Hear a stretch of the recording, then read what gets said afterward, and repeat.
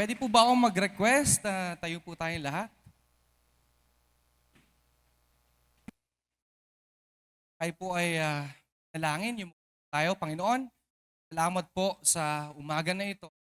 Iniwala po kami, pa po nagsisimula, pero meron na pong victory dahil sa salita mo. Let your world change us, Panginoon. Salamat po, salita mo lamang po, bago po sa amin. Lord, Holy Spirit, ang puso namin, i-touch mo, ang isip namin, baguhin mo.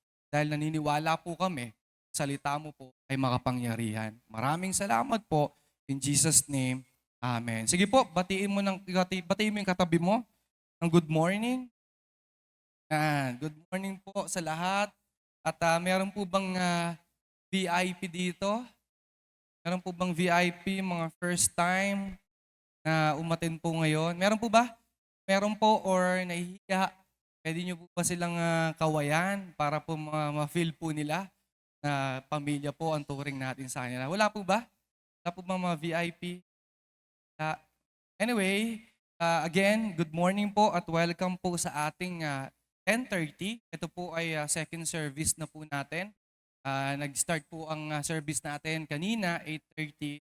Then meron pa po tayo 2:30 sa Navotas. Meron din po tayo sa Bulacan, sa Rizal. At kung meron po kayong mga kakilala na malapit po sa lugar na yan, meron po tayong mapupunta na simbahan. Alright? O kung kayo po ay walang idea, pwede po kayong pumunta sa Facebook.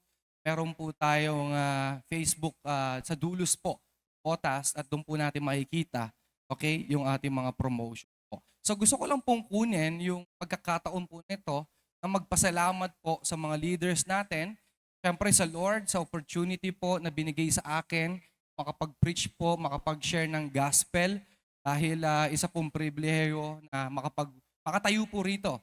Siyempre, makapagturo po ng salita ng Diyos. Amen. Nandiyan pa po ba kayo? Mag-i-start na po tayo. Sabi mo sa katabi mo, huwag mo muna akong kwento. Huwag mo muna paalala sa akin yung utang ko, ha? By the way, sino po dito yung nag-church last Sunday? Last Sunday, nandito ka. Yan, marami po atang wala nung last Sunday.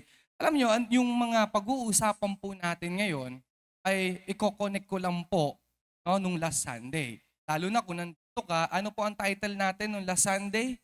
Do I really obey God?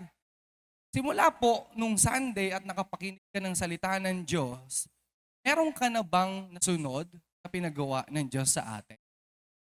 Ang question, nakinig ka, tinuturo everyday yung obedience, ang tanong po sa atin, may nagawa ka na ba?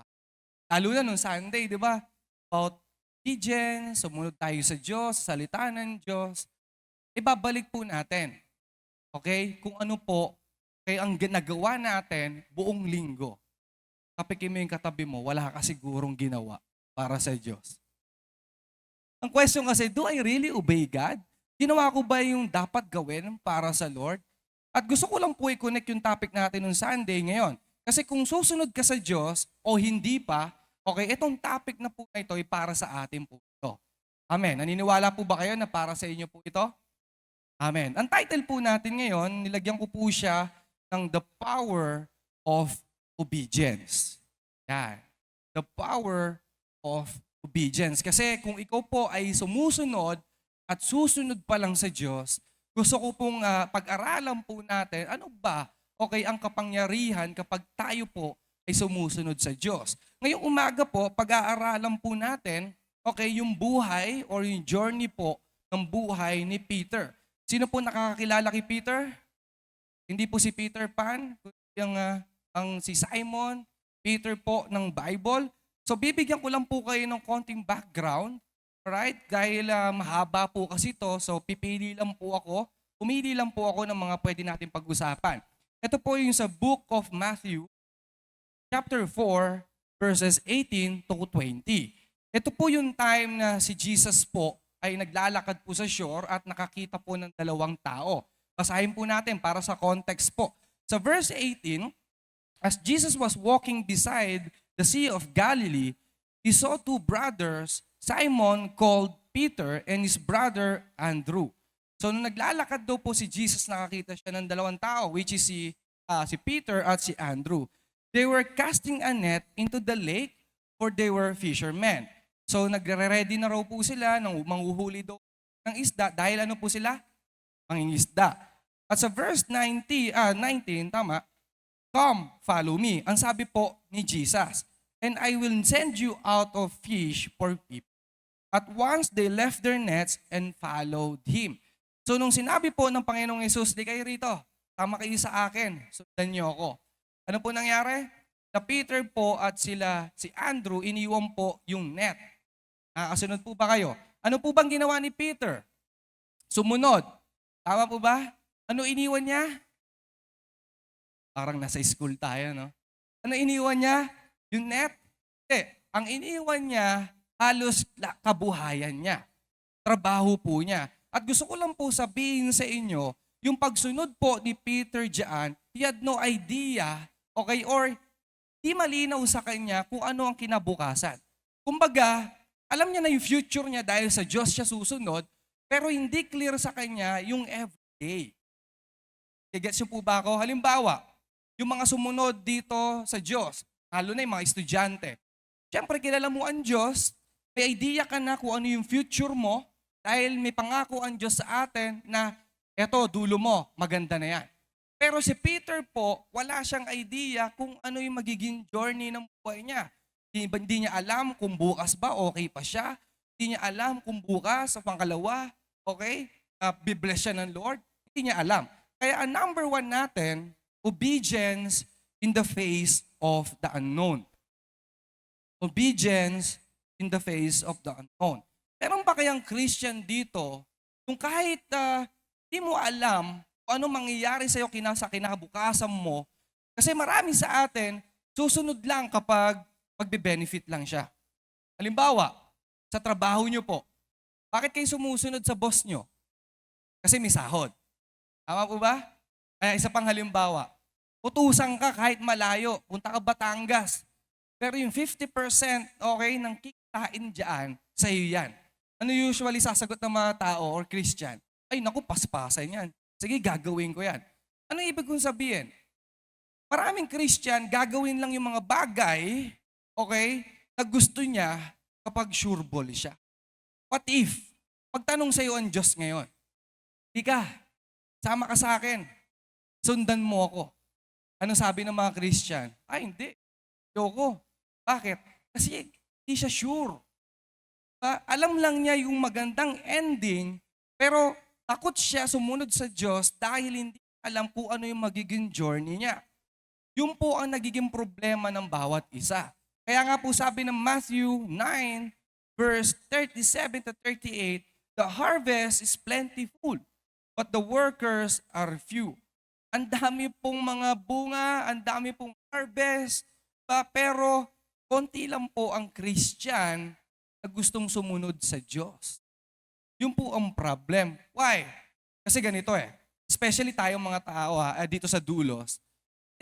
Magpe-pray lang ako kasi alam ko may chance pagalingin ng Diyos, okay, yung pamilya ko or ako. Magsisimba lang ako kasi alam ko may mapapala ako Ganun yung mga Christian, tama po ba? Sino mo yung katabi mo? Parang ikaw yan. Ikaw na naman yan. Aga, pinag-aaway kayo agad, no? Gagawin ko lang to, basta may mapapala dapat ako. Pero alam niyo po itong si Peter, ano yung ginawa niya, ano yung action niya? Bibigyan ko kayo ng konting example para medyo makakonect kayo sa ginawa ni Peter. Yung ginawa po ni Peter, kumbaga para siyang pasyente, okay, na nag-undergo ng treatment at hindi niya alam, halimbawa, ooperahan ka, pasyente ka, imagine niyo na lang, hindi niyo alam kung magiging successful, okay, yung operation. Pero dahil ikaw ay pasyente, ano gagawin mo? Magtitiwala ka lang. Ganun po yung nangyari kay Peter. At ikaw kaya, balik tayo ulit sa sarili natin. Meron ba tayong lakas na loob sumunod sa Diyos kahit hindi mo alam kung ano yung kinabukasan mo?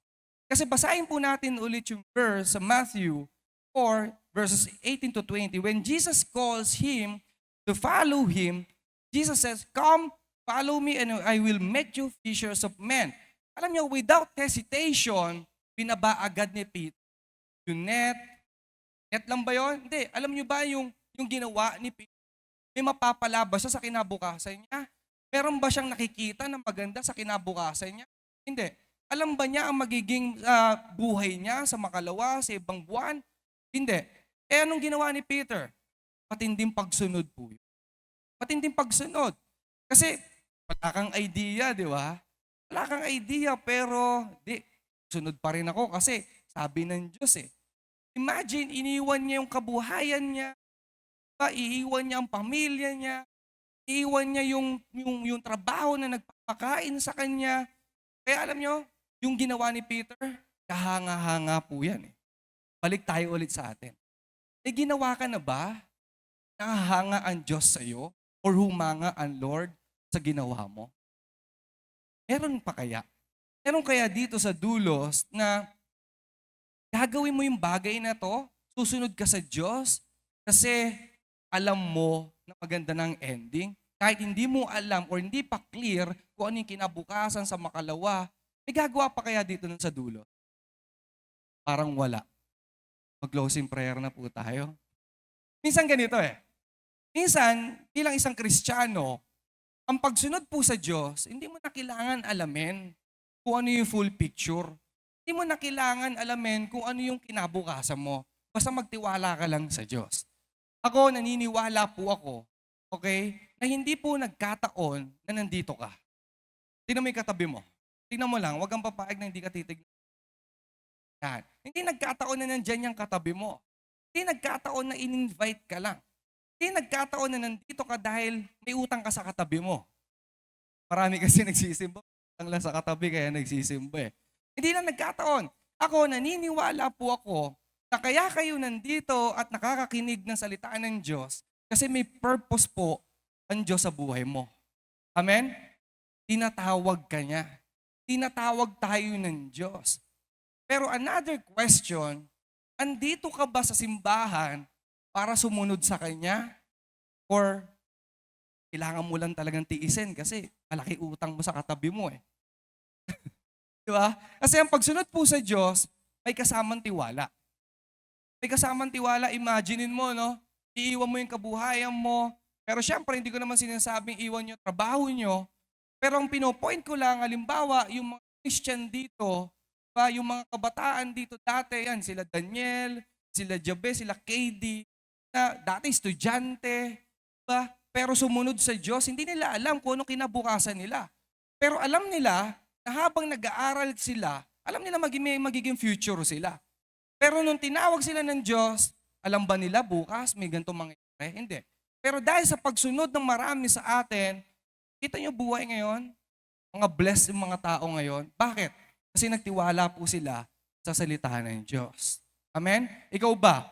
Ready ka ba na sumunod sa Diyos kahit hindi mo alam ang kinabukasan mo? Amen po ba dyan? Ako po, may kwento po ako. Hindi ko alam kung alam na po ng iba to. Kami po, ang pamilya namin, ang Fernandez, hindi po namin alam kung saan kami pupulutin nung araw. Lalo po, nung nagpastor po si Pastor Rudy, parang yung calling niya, hindi namin alam kung saan kami pupulutin. Kasi nung mga pagkabataan po ni Pastor Rudy or yung nanay niya, tatay niya, mayaman po kasi talaga sila eh. Si Pastor Rudy po ay milyonaryo, may bahay po sila sa Amerika, sa Navotas, kilala po sila. At hindi po sila mahirap, may kaya po talaga sila, may mga sasakyan sila, may mga negosyo sila, mayaman po talaga.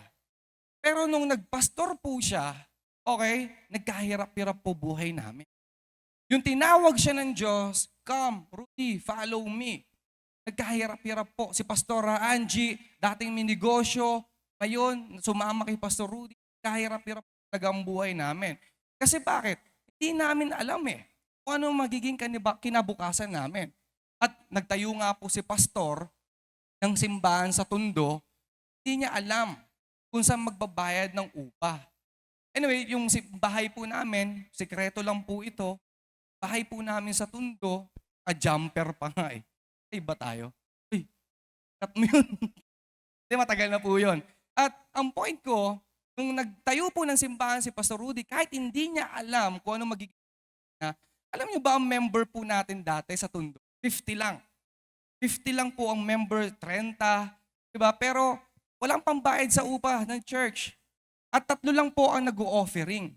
Kaya po ang church po namin ng electric fan, nakatutok lang po dun sa 3 nag-o-offering.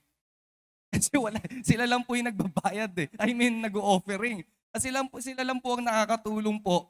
Okay? Doon po sa simbahan na inuupahan. But gusto ko lang po sabihin sa inyo, still, tumunod po si pastor at si pastora. And right now, we are so blessed. Pinagpala po kami. Bakit? Sa pagsunod po yan. Sa pagsunod po sa Diyos yan. At kaya kung ikaw, gusto mo makaalis sa situation na hindi mo gusto, sa hirap ng buhay mo, ayo sa Diyos. At hindi ko po pinagyayabang kung ano yung nangyari sa buhay namin. Ang pinagyayabang ko po rito, yung kayang gawin ng Diyos once na sumunod ka sa Kanya. Amen. Kaya ikaw, pakiramdam mo parang wala ka sa ngayon. Gusto mo makaalis dyan sa buhay mo na pangit, obey God. Sumunod ka sa Diyos. At may gagawin ng Diyos sa buhay mo na hindi pa na-experience. Amen po ba? Pwede po ba palakpakan natin ng Lord? Kasi ganito yung mga kapatid eh. Maraming pangako ang Diyos sa atin na if you obey, obedience, ang equal niyan, kasunod niyan, blessing. Kaya po may verse sa Deuteronomy 28, verse 2, you will experience all this blessing if you obey the Lord your God. At kung tutuloy po natin yung verse na yan, ang dami pong pangako ng Diyos sa atin yan. Basahin niyo po sa inyong Biblia. Kaya kung gusto mo makaalis po sa situation na hindi maganda, obey. Follow Jesus. And listen to this. Obedience brings breakthrough. Yan po ba yan? Yan. Obedience brings breakthrough. Sobrang dami po ng pangako ng Lord sa atin na if we obey, blessing will follow you. Hahabulin ka po talaga ng pagpapala. Kaya kung ikaw, may makikita kang mga Christian na blessed, tingnan mo yung katabi mo. Tingnan mo, blessed ba yan? Sigurado ako kapag blessed yan, malamang hindi lang dahil masipag yan.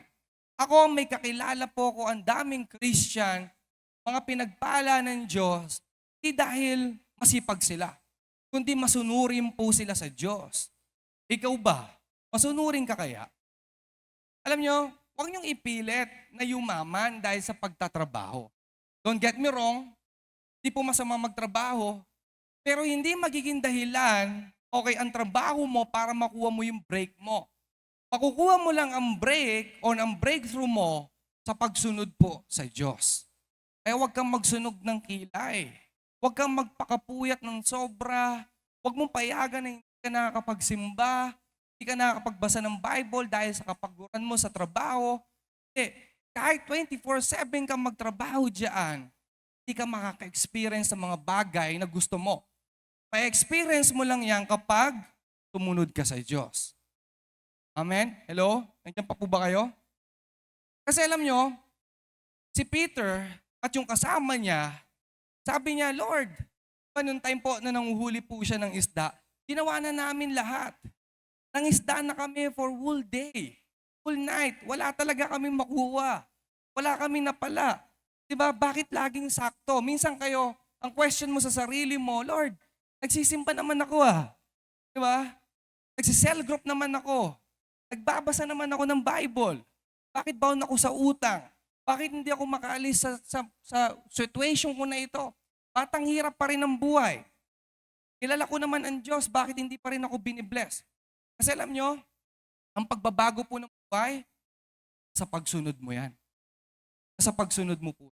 So tignan po natin yung context po. Tignan po natin yung isang pagsunod ni Peter, nagkaroon po siya ng breakthrough.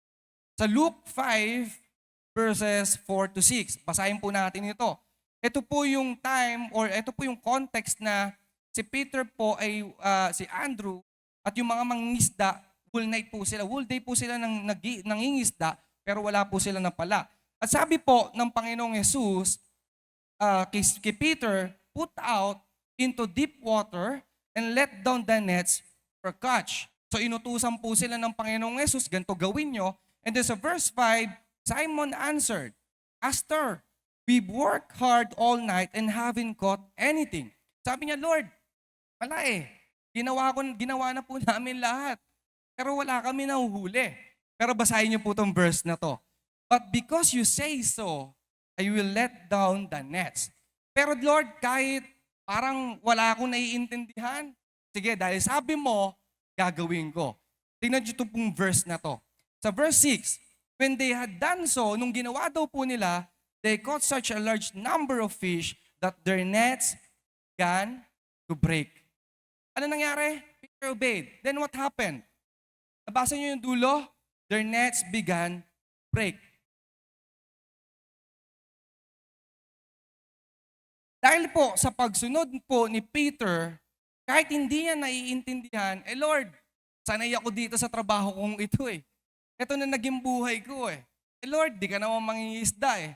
Di ba minsan ganun yung mga reason natin? Lord, di mo naman na-experience or hindi mo naman alam ang nangyayari sa akin eh. Pero sabi ni Peter, but because you say so, I will obey. Sumunod siya. Gusto mo ba magkaroon ng supernatural provision? Obey. Ano nangyari kay Peter? Sumunod siya. Naka-experience siya ng himala. Naka-experience siya ng mga bagay na hindi pa nila na-experience. Grabe, no? Kaya tayo, alam nyo, mga kapatid, kayo nandito at hindi pa nakaka-experience ng mga magagandang bagay na galing sa Lord, gusto ko lang po sabihin sa inyo, kung gusto nyo makuha yung break nyo, obey God no matter what. Kahit maliit na utos sa iyo, kahit malaki na utos sa iyo, obey God. Kahit parang hindi mo naiintindihan, sumunod ka sa Diyos. Sumunod ka sa Diyos. Alam niyo ba technique? Bigyan ko po kayo ng technique para po sa mga pagpapala. Actually, hindi nga po technique to eh. Kung gusto mo ng pagpapala, kapag sinabi ng Diyos, huwag kang magduda, gawin mo. Gawin mo. Tapikin mo yung katabi mo, parang inaantok na. Sumunod ka sa Diyos. Okay, huwag mo hayaan na hindi mo tatapikin. Kasi inaantok, nakikita ko, ang dami nang humihikab eh. Alam niyo, pag sumunod po kayo sa Diyos, be ready. Yung net mo, masisira yan sa pagpapala. Amen? Amen po ba? Punta po tayo sa number 2. Number 2, obedience amidst fear. Yung number 1 po, sumunod ka kahit hindi clear yung kinabukasan mo or kung anong mangyayari sa iyo sa inaharap. Okay? Pangalawa, kaya mo bang sumunod kahit sa gitna ng problema, ng takot, at pangit mong sitwasyon? Kasi sa buhay po natin, kaya marami hindi sumusunod dahil sa iba't ibang mga dahilan. Siguro yung iba rito, tampake, ba? Or yung iba sa atin kaya hindi sumusunod, ini-enjoy nila yung buhay muna nila. Or yung iba sa atin kaya hindi pa sumusunod sa Diyos kasi wala nga idea. Pero most of the time, kaya maraming Christian na hindi sumusunod sa Diyos, marami sa atin hindi sumusunod sa Diyos dahil sa takot. Dahil sa takot. Kaya alam nyo, dahil sa takot, marami hindi nakakaalis sa kanilang comfort zone. Nakakaalis. Hindi nakaka-experience ng blessing. Diba? Kasi ang gusto lang ng mga Christian, magsimba. Okay na ako dito. Magsisimba na lang ako. Sige, magsi-cell group na ako. Pero gusto ko lang po sabihin sa inyo, hindi po basihan ng pagsimba na ikaw ay sumusunod na sa Diyos. Why? Kasi madali po yan. Madali po magsimba. Hindi mo na kailangan ng faith dyan. Ang kalaban mo dyan, hindi takot, kundi tulog. Di ba? Niloloko ko nga po yung mga nasa 2:30. Pag tinatanong ko sila, sino excited magsimba? Sabi sila, ako po. Pero alam ko yung mga 2:30, mga late nagising yun eh. Kaya dito po kayo magsisimba para hindi ko kayo i-judge. Okay? Biro lang po. Anyway, tulad po ng sinasabi ko, ang Christian gusto lang nila sa madali ako. Susunod lang sila sa madali. Ayaw nila na may mahirap na bagay. Why? Kasi sa madali, wala naman takot dyan eh. Ang magsimba, may kinakatakutan ka ba dyan? Kapag sinabi ng Lord, come, follow me, gawin mo ito. Ako, minsan makaka-experience ka ng parang di mo gusto. Tulad ng mga kinikwento ng mga kasama nating Christian, di ba? Bakit gano'n? Parang simula nung naging Christian ako, parang tumindi pa yung mga, yung takot, yung doubt. Normal po yan. Normal. Pero ang pagsisimba lang, ako wala kang kalaban dyan. antok lang, katamaran lang. Kasi yan lang eh, madali lang po yan eh. Madali lang po yan. Kaya hindi ka makaka-experience sa mga pagpapala at sigurado ako, hindi ka makakalabas sa box mo. Hindi ka makakalabas. Hindi ka makaka-experience. Walang po tayo ng basihan. Sa Matthew 14, chapter 14, verses 26 to 31. Tulad po nung sinasabi ko, basahin po natin to kung ano po yung nangyari kay Peter. Sabi po sa verse 26, ito po yung time na nakakita po yung mga disciple nila naglalakad po sa tubig. Right? Alam niyo po yung story? Bigyan po natin ng kwento. Sabi po sa 26, when the disciples saw him walking on the lake, they were terrified. It's a ghost, they said, and cried out in fear. Nung may nakita daw po sila naglalakad sa tubig, natakot sila. Sabi nila, ay, multo. Takot po talaga sila. And then sa verse 27, but Jesus immediately said to them, take courage, it is I. Don't be afraid. Huwag kayong matakot. Walang to. Sabi ni Jesus, walang to. Taksan niyo yung loob niyo, huwag kayong matakot. Sa verse 28, Lord, sabi po ni Peter sa verse 28, Lord, if it's you, tell me to come to you on the water. Sabi ni Peter, Panginoon, ikaw nga yan. Tawagin mo nga ako, paglakarin mo rin ako. And then sa verse 29, tandaan niyo po itong verse na to, 29, 4 na letra, pero very powerful. Sabi ng verse 29, come, sabi ng Panginoon. Then Peter got down out of the boat, walked on the water, and came toward Jesus. But when he saw the wind, he was afraid and beginning to sink, cried out, Lord, save me. Noong time po na tinawag ng Panginoong Yesus si Peter, ano nangyari po? Nakapaglakad po si Peter, tama? Pero noong time po na naglalakad siya, nakakita siya ng hangin, nakaramdam siya ang lakas ng hangin. Ano nangyari kay Peter? Unti-unti pong lumubog. Amen? At humihingi po siya ng tulong. And then sa verse 31, immediately Jesus reached out his hand and caught him. You of little faith, he said, why did you doubt? Sabi niya kay Peter, bakit ka nagduda? Bakit ka nagduda? Nakakatuwa lang po minsan. Ganito, makinig po kayo.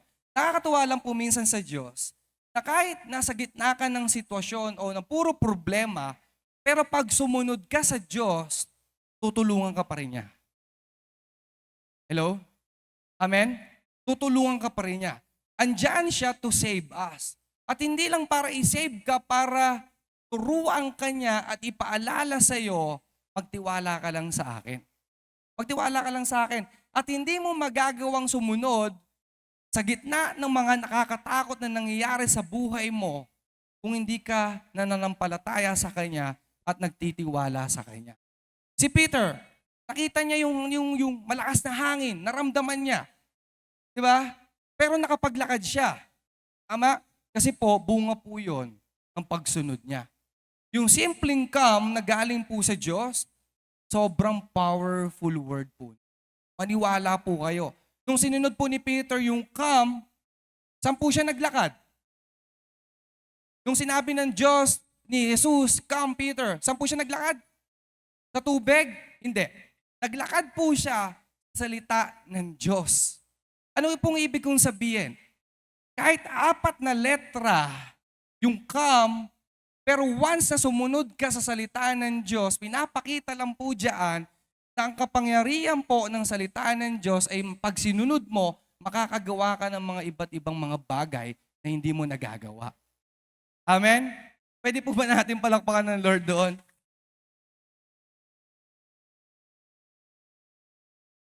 At syempre, alam naman po natin, sa kwento, sa buhay po ni Peter, lumubog po siya.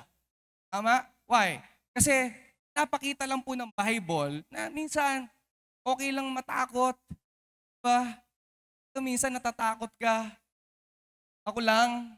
Okay, mga perfect pala mga tao rito. Hindi, sino po rito minsan parang natatakot ka rin? Diba? Nagda-doubt ka rin. Normal po yun.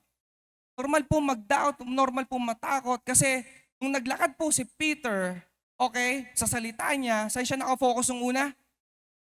Sa Diyos. Nakafocus po siya. Kaya nagawa niya yung iba't ibang mga bagay. Kaya nagawa niya yung naglakad siya sa tubig. Pero nung nag-focus po siya sa hangin, sa problema, doon po nagsimula ang takot. At maraming Christian ganito. Sa una, focus ka sa Diyos, kaya parang okay ang buhay, nagagawa mo yung mga bagay-bagay, puro blessing. Pero alam niyo ang mangyayari? Kapag inalis natin yung focus natin kay Jesus at nag-focus tayo sa problema, doon po tayo kakainin ng takot. Doon po mag-i-start ang takot. Kaya kailangan natin talaga magtiwala sa Diyos at manampalataya sa Kanya. Kaya sabi ko, nilagay ko po ito, obedience requires faith. Kailangan mo ng pananampalataya. Kailangan mo magtiwala sa Diyos. At makakasunod ka lang po sa sitwasyon na hindi okay, di ba? Kapag nagtiwala ka sa Diyos at nanampalataya ka sa Kanya. Dito po sa binasa natin, ano nakikita nyo rito? Ano nakikita nyo sa verse? Faith, trust, and obedience. Kailangan po natin yung tatlong iyan. Hindi ka makakapaglakad. Hindi ka makakalabas sa comfort zone mo. Hindi ka makakaalis sa bangka mo kapag wala kang pagsunod, tiwala sa Diyos ang pananampalataya sa salita ng Diyos. Kasi si Peter, nung nagawa niya yung bagay na mahirap, dahil po yun sa tiwala niya sa Diyos. Nanampalataya po siya sa Panginoon. Nagtiwala po siya. Sumunod po siya. At gusto ko lang po sabihin sa inyo na dahil po sa salita ng Diyos, huwag kang matakot. Huwag kang matakot. Bakit? Kasi siya ang hari ng lahat eh. Siya ang hari ng lahat. Ang salita niya ay makapangyarihan na makakapagbago ng buhay mo at makakapagbigay ng mga bagay na hindi mo pa na-experience. Amen? Naniniwala po ba kayo? Lahat na naniniwala na salita ng Diyos ay makapangyarihan, malakpak po tayo doon.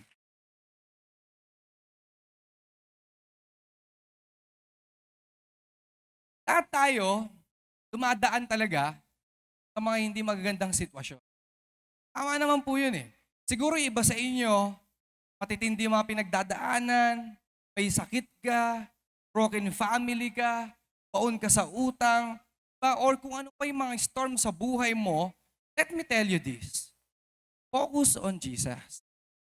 Obey God. Have faith. Pagtiwala ka sa Kanya, sundin mo siya, at sigurado ako, kahit sa ang gulo ng buhay mo, ready siya, andyan ang Diyos para i-save ka, para tulungan ka. Amen po ba? Magtiwala po tayo sa Diyos. Ako po, honestly, nagdududa rin po ako. Minsan, napapaisip ako or may fear din ako, kaya ko ba yung ginagawa ng tatay ko? Magagampanan ko kaya yung calling ko? Ang daming mga distraction, ang daming mga bagay na gumugulo sa isip ko. Minsan napapaisip ako, kaya ko ba yung ginagawa ng mga leaders sa simbahan? Alam niyo, isa lang po ang tinuro sa akin ng Bible at ng mga leader, pastor natin, just obey Him. Magtiwala ka lang sa Diyos, sundin mo lang siya, at sigurado, hindi ka niya papabayaan. Kaya tayo, ikaw, yung katabi mo, kahit parang ang labok ng kinabukasan, parang nakakatakot, obey. Magtiwala ka lang sa Diyos. Sundin mo lang ang salita ng Diyos, hindi ka niya papabayaan. Sabi mo sa katabi mo, sumunod ka kasi. Hindi, sabi mo, sumunod ka kasi. Sino dito handa sumunod sa Diyos kahit parang nakakatakot? Amen. Sino dito yung handang humakbang sa pananampalataya niya kahit para ang gulo ng mundo? Amen? Kasi alam nyo, naniniwala po ako, sabi ng Nahum 1 verse 7, the Lord is good, a strong refuge when trouble comes. He is close to those who trust in Him. Amen? Malapit daw po ang Diyos sa mga taong nagtitiwala sa Kanya. Amen. So punta po tayo sa number 3. Lastly, ito po yung panghuli. Obedience after failure. Alam naman po natin yung story. Sino po ang nakakaalam ng nangyari po kay Peter? Ano po yung nangyari kay Peter na nagkamali po siya? Dininay po niya ng ilang beses po ang Panginoong Jesus. Tatlo. Dininay po siya. At nagkamali si Peter, tama? Nagkamali po siya. Kung babasahin niyo po yung story, iyak siya ng iyak niyan eh. Parang nagsisisi siya. Ang feeling niya ay useless siya. Ang feeling niya parang wala siyang kwenta. Tingin niya sa sarili niya, nakakahiya. Same with us. Minsan ang tingin mo sa sarili mo, nung nagkamali ka, wala ka ng kwenta. Di ba? Ang tingin mo sa sarili mo, wala useless ako. Hindi na ako magagamit. Madami tayong pagkakamali.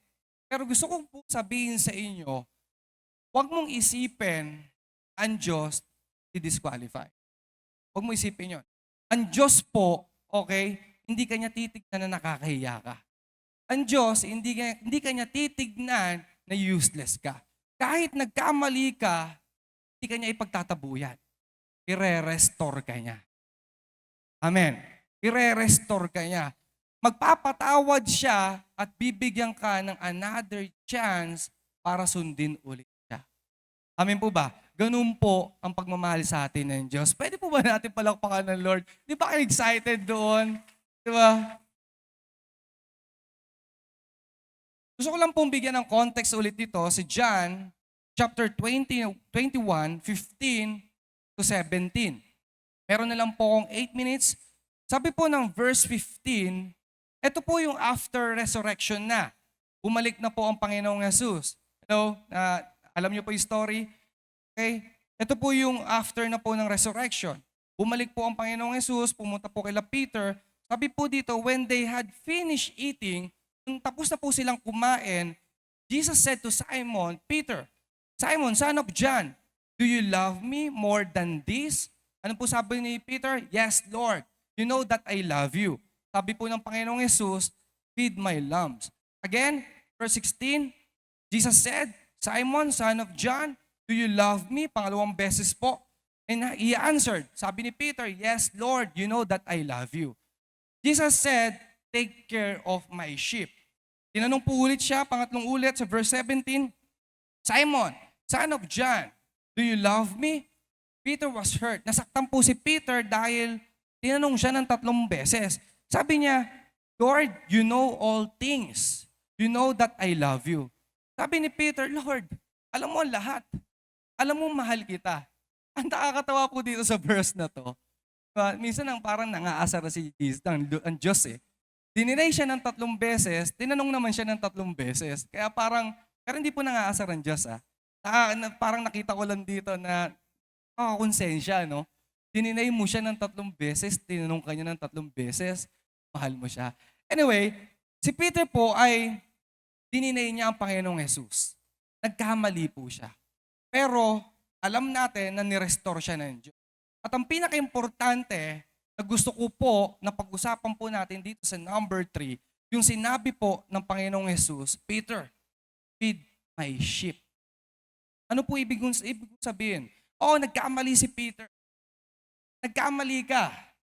Sino dito aamin na nagkakamali ka? Ako lang? Sino po dito aamin na nagkamali ka din? Lahat tayo nagkakamali. Lahat tayo nakakagawa po ng mga bagay na hindi gusto ng Diyos. May mga kasalanan po tayong nagagawa. Pero gusto ko pong sabihin sa inyo, kahit nagkakamali ka, ang Diyos nagbibigay po or bibigyan ka ng chance, okay, na another chance to obey Him again. Bibigyan ka niya ng another chance. Bakit? Hindi po nakatingin ng Diyos kung saan ka nagkamali. Ang titingnan po ng Diyos, susunod ka ba sa Kanya ulit? At titingnan din ng Diyos, mahal mo ba ako? Kung mahal mo ako, feed my. Sundin mo ulit ako. At kung ikaw, parang pakiramdam mo, parang ang dami mong mali. Tandaan nyo to, ang Diyos, ire-restore ka at bibigyan ka ng mga pagkakataon, gawin ulit yung assignment at magampanan mo ulit yung calling mo. Amen po ba? Kaya alam nyo, kung mahal mo dati ang Lord, obey Him again. Kung nagsisimba ka ngayon, parang ang puso mo ay medyo cold na, obey Him again. Kung ikaw ay parang kababalik mo lang, huwag ka lang makinig. Huwag ka lang magsimba. Sundin mo ulit ang Diyos. Ikaw, nasa ministry, sa leader, sa multimedia, music ministry, ginagawa mo na lang yung mga bagay na yan dahil sa leader mo. Wag. Gawin mo yung pinapagawa ng Diyos at sigurado ako, ire-restore ka niya. Amen. Sino dito naniniwala, ire-restore ka ng Lord? Kasi ako, gusto ko lang po ikwento yung konting buhay ko. Upo, nung nag-college po ako, 8 years po ako nag-college. Hindi po ako nag-doktor, nagbulakbol lang po ako. Di alam ng mga magulang ko, bibigyan nila akong pang tuition, pero ang gagawin, nakawing, pang susugal ko po yun, pang babargada, pang bababae, isyo. Ang tingin ko po sa sarili ko, ay di, wala na akong pag-asa. Ang dami ko po nasaktan na tao, ang dami ko pong napahamak na tao. Sobrang parang pakiramdam ko, wala na. Na ako gagamitin ng Lord. Ang tingin sa akin ng Diyos, walang kwenta. Ang tingin ko sa sarili ko, failure ako. Pero siguro sasabihin ng iba dyan or ng mga, di ba may experience sa akin, di, mas matindi ginawa ko eh. Ay, magkaiba po tayo. Kasi ako po, anak ng pastor, nagpipray lagi ang mga pastor sa akin, napapalibutan po ako ng mga, di ba, mga Christian. Pero ang buhay ko, walang kakwenta-kwenta. Wala po talaga. Gumigising po ako sa umaga, tala na lang po ako. Parang anong gagawin ko? Sobrang sama ng buhay ko. At alam nyo, sobrang natutuwa po, sobrang thankful po ako sa Diyos. Kasi dahil kahit ganun po ang buhay ko, alam nyo ang ginawa ng Diyos sa akin? Niligtas po ako ng Diyos. God restored me. God saved me. God gave me another chance to obey Him again. Palakpakan po natin ang Lord. Kaya kung ikaw, parang same tayo ng buhay, parang feeling mo, wala ka ng pag-asa, parang feeling mo useless ka na, parang tingin mo sa sarili mo, wala kang kwenta, pabigat ka, wala kang ambag. Sabi ni Jesus, do you love me? Yes. Sumagot tayo ng yes. Feed my sheep. Sumunod ka ulit sa Diyos at sigurado, i-restore ka niya. Amen po ba? At mag-expect ka ng mga bagay na hindi mo pa na-experience. Amen? At gusto ko lang po tapusin dito, obedience unlocks divine purpose. Ano po nangyari sa buhay ni Peter? Kung alam po natin, at dito may mapupulot po tayo sa buhay ng taong ito. After po ma-restore ni Peter, binigyan po siya ng another chance. Right? At ginawa po niya yung mga bagay na pinagawa ng Diyos. At may na-open po na bagong opportunity sa kanya. Kung babasahin niyo po yung story ni Peter, nung nagkamali siya, sumunod siya ulit sa Diyos, binigyan siya ng another chance, binigyan siya ng bagong opportunity, malaki. Ano nangyari? Nakapag-preach po siya sa Pentecost, ginamit po siya ng Diyos para sa 3,000, maraming naligtas, di ba? Maraming gumaling. At ako, naniniwala po ako na kahit parang tingin mo or tingin ko sa sarili ko, walang kwenta, ang Diyos, kapag sumunod ka sa Kanya, gagamitin ka niya sa bago mong assignment. Amen? Nagkamali ka, i-restore ka niya, at sigurado ako, hindi ka niya papabayaan at bibigyan ka niya ulit ng pagkakataon gawin or higitan pa yung nagagawa mo ngayon. Amen po ba? Pwede po ba tayong tumayo?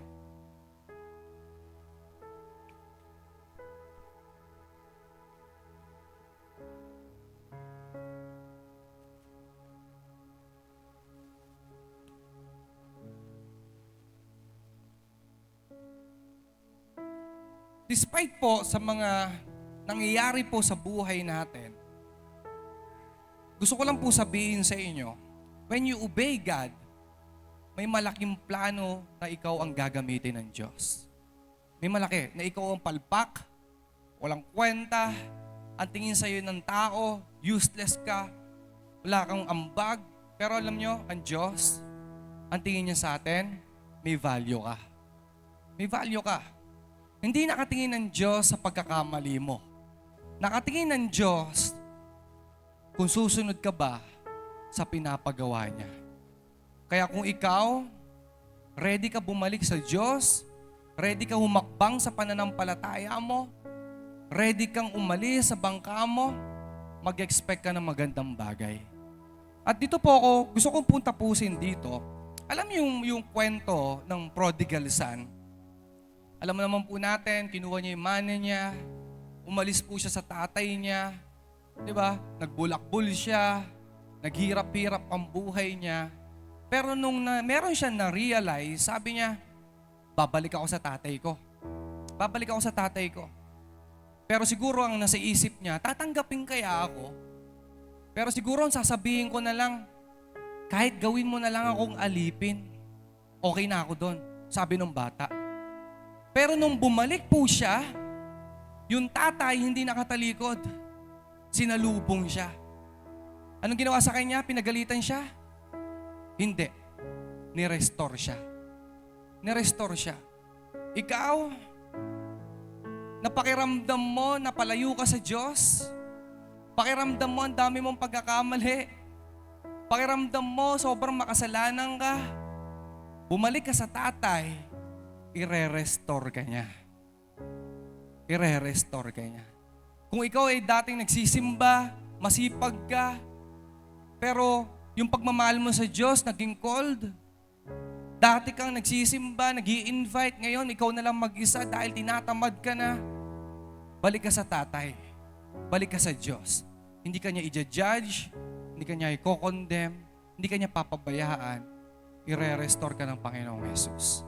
Alam niyo yung kwento po ni Peter, noong time po na tinawag siya ni Jesus, nasa shore po sila, nasa Sea of Galilee. Doon po siya tinawag. Nung bumalik po si Jesus after resurrection, saan po sila ulit nagkita, nag-usap? Same spot. Doon din po sa lugar kung saan siya tinawag. Ano po ibig kong sabihin? Kung ikaw, dati ka nang tinawag, andiyan ka sa situation mo na hindi ka makaalis, sasalubungin ka ng Diyos, bubuin ka niya ulit, at bibigyan ka niya ng another chance to obey Him again. Sino dito naniniwala na, Lord, gagamitin mo ulit ako? Amen?